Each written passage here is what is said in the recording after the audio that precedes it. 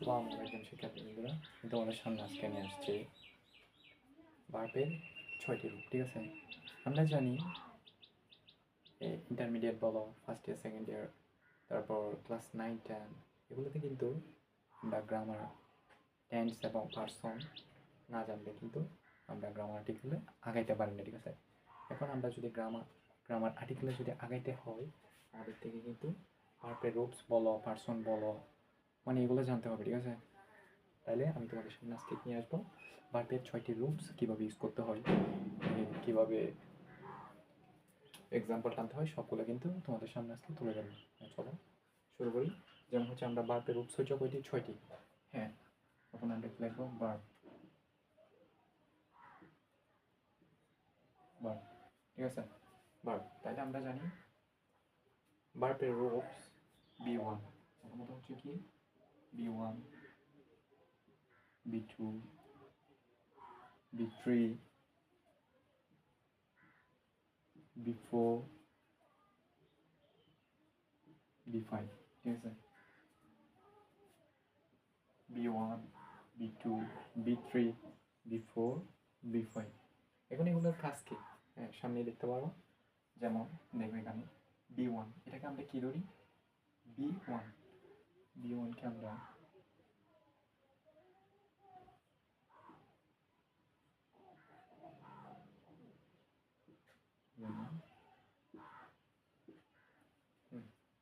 দেখো এখানে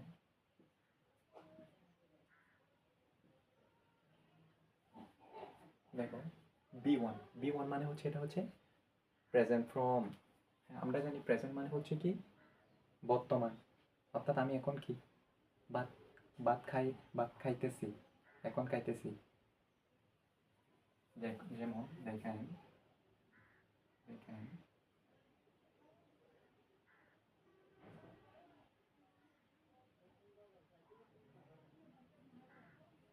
present form, present form, এটা হচ্ছে বর্তমান। তাহলে B1 হচ্ছে কি প্রেজেন্ট ফর্ম, B2 হচ্ছে কি past form,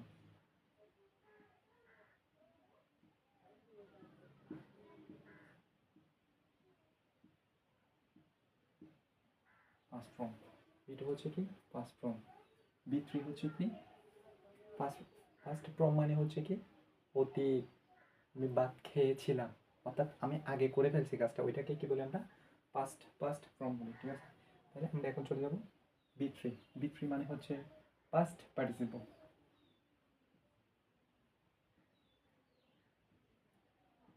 past participle,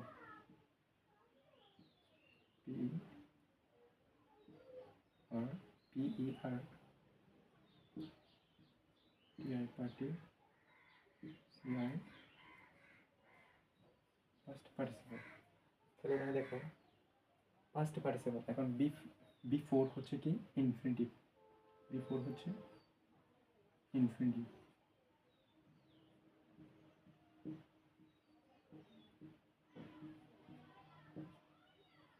infinitive, B4 হচ্ছে কি infinitive.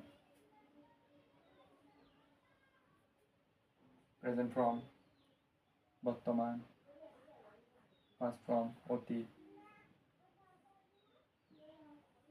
Past participle infinitive, 5 number হচ্ছে কি জেরান্ড, GERUND,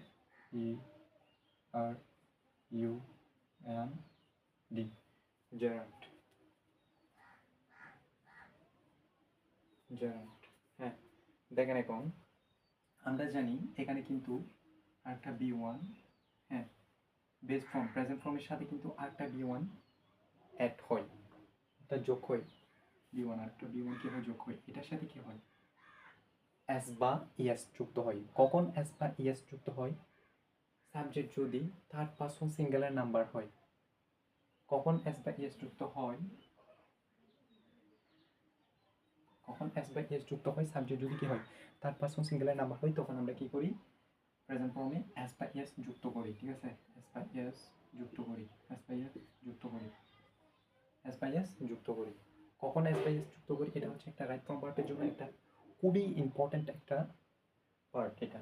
হ্যাঁ, তাহলে বি ওয়ানের সাথে প্রেজেন্ট ফর্মের সাথে আরেকটা বি ওয়ান অ্যাড হয়ে এটার সাথে আমরা এস বা এস যুক্ত করি। কখন যুক্ত করি? যখন সাবজেক্ট যদি থার্ড পারসন সিঙ্গুলার নাম্বার হয়, এটা কিন্তু রাইট ফর্ম ভার্বে তখন করাইলে তখন দেখাই দেবো ভালো করে। হ্যাঁ দেখেন, এখন আমরা প্রেজেন্ট ফর্মকে আমরা কি লিখতে পারি দেখেন। প্রেজেন্ট ফর্মকে আমরা লিখতে পারি, দেন এক্সাম্পল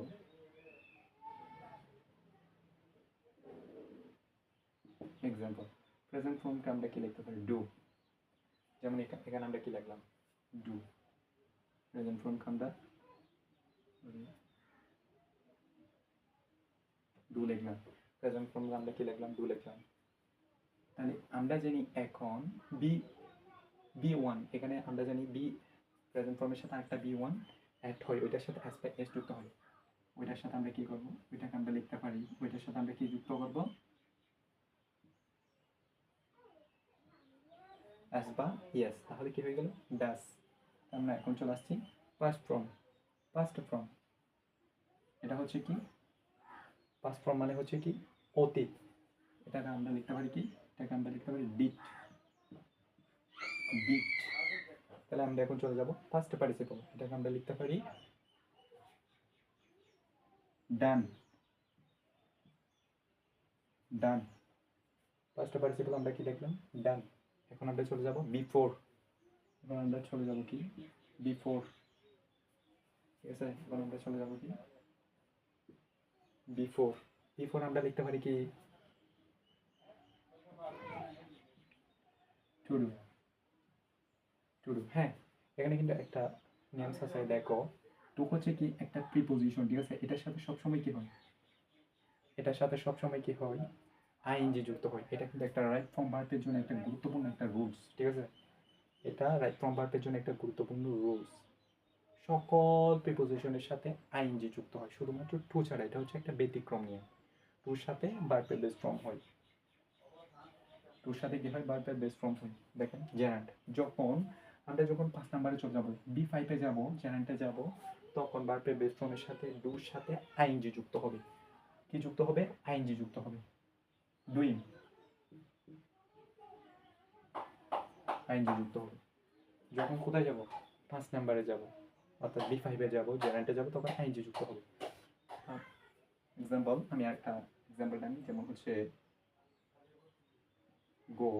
তাহলে এখানে আমরা কি লিখতে পারি? ইয়েস যুক্ত করলে গোস। গোস। এখানে কি লিখতে পারি আমরা এখন? ওয়ান্ট।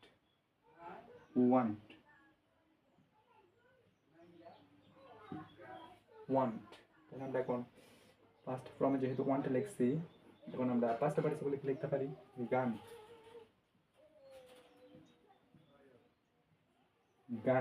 এখন আমরা ইনফিনিটিভে কি লিখতে পারি? সেম ভাবে টুর সাথে কি হয়? ভার্বের বেস ফর্ম হয়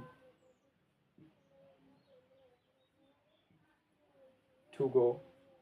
এখন আমরা জানি ভার্বের প্রেজেন্ট ফর্মের সাথে, অর্থাৎ বেস ফর্মের সাথে যখন জেনারেটে চলে যায়, বি5-এ চলে যায়, আইএনজি যুক্ত হয়ে যায়।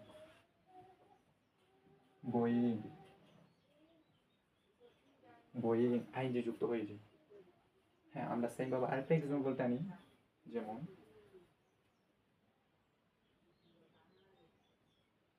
এইট। এটা অর্থ হচ্ছে কি? খাই। এইট, বর্তমানে খাই, এখন খাই। তাহলে এখন কি হয়ে যাবে? এইটস, খেয়েছিলাম। এস বা ইএস যুক্ত হয়। যখন সাবজেক্ট যদি থার্ড পারসন সিঙ্গুলার নাম্বার হয়, তখন এস বা ইএস যুক্ত হয়। থার্ড পারসন সিঙ্গুলার নাম্বার কোনগুলো? হি, শি, এইট, এগুলো হচ্ছে কোনো কিছুর নাম বিশেষ বোঝায়, ব্যক্তি বিশেষ বোঝায়। তখন কি হয়? থার্ড পারসন সিঙ্গুলার নাম্বার হলে এস বা ইএস যুক্ত হয়। যেমন এখানে কি হবে? Eights, eights. এখানে হয়ে যাবে এখন যখন ফার্স্ট ফর্মে যাবে, তখন কি হয়ে যাবে? এইট। যখন ফার্স্ট পার্টিসিপলে যাবে, তখন হয়ে যাবে এইটান।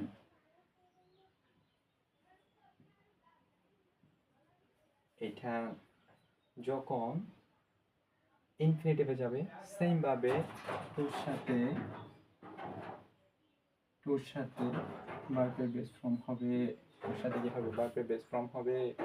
সেম ভাবে যখন B5 এ জেরান্টে চলে যাবে তখন ভার্বের বেস ফর্মের সাথে আইএনজি যুক্ত হয়ে যাবে।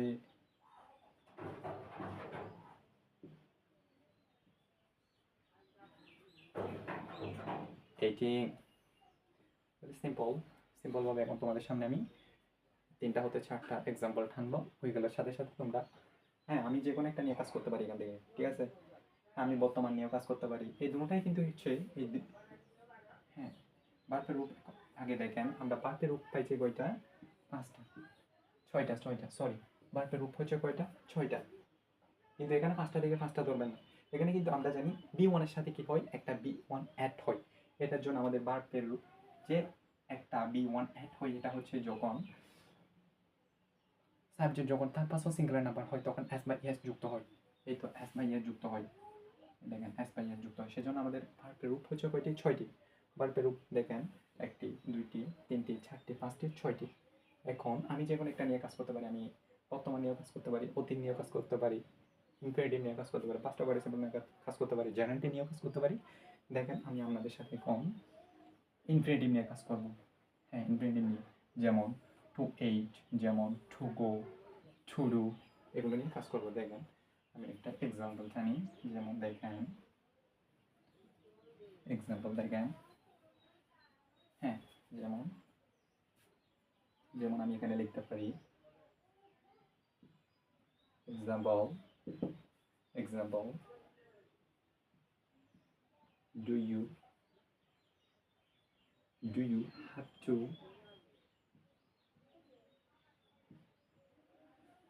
do you have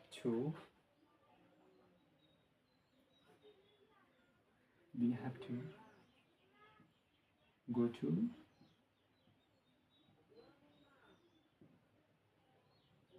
school, do you have to go to school, তুমি কি স্কুলে যেতেই হবে, অথবা আপনি কি স্কুলে যেতে হবে।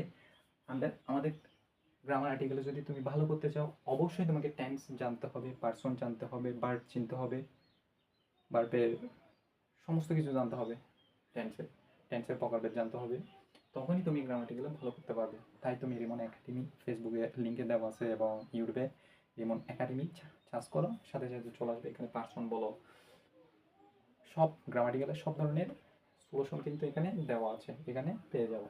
যেমন এখানে দেখো do you have to go to school, হ্যাঁ do you have to go to school. আমরা জানি টুর পরে সবসময় কী হয়, টুর পর কী হয়, সবসময় ভার্বের বেস ফর্ম হয়, তাই আমরা এখানে কি ইউজ করছি, গো। হ্যাঁ এই দেখো টুর পর কি ইউজ করছি, স্কুল, এটা হচ্ছে কি একটা ভার্বের বেস ফর্ম, স্কুলও কিন্তু এখানে ভার্বের বেস ফর্ম, গো কিন্তু একটা ভার্বের বেস ফর্ম। হ্যাঁ এটা যদি আমরা রাইট ফর্ম ভার্বের মধ্যে ইউজ করতে যাই, দেখেন রাইট ফর্ম ভার্বের মধ্যে ইউজ করতে যাই, এখানে কিন্তু দেওয়া থাকবে কি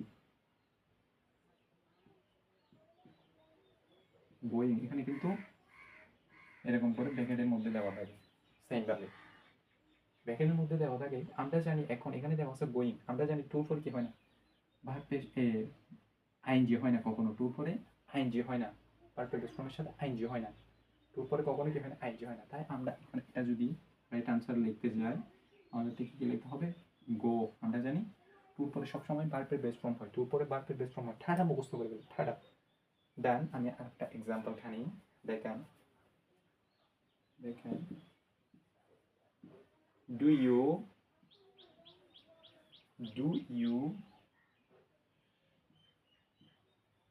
want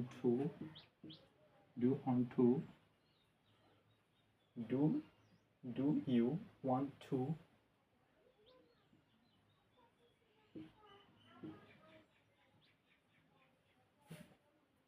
do you want to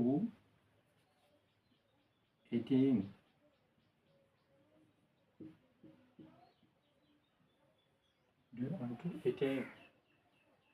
তুমি কি ভাত খেতে চাও। তো আমরা জানি টুর পর কি হয় না, আইএনজি হয় না কখনো, টুর পর কি হয় না, আইএনজি হয় না। তাহলে এটা আমরা রাইট আনসার কি লিখতে পারি, টুর পরে কি হয়, টুর পরে ভার্বের বেস ফর্ম হয় ইট, এটা হচ্ছে রাইট আনসার, এটা হচ্ছে রাইট অ্যান্সার। তাহলে এখানে না পারে কি আছে? একদম ইজি, একদম ইজি। তুমি মানুষ চাইলে সব কিছু পারে। তুমি চেষ্টা করে দেখো, অবশ্যই সম্ভব। হ্যাঁ, দেন আমি আরেকটা এক্সাম্পল টাইম দেখেন। এখানে একটা মুছে ফেলি। যেমন দেখেন,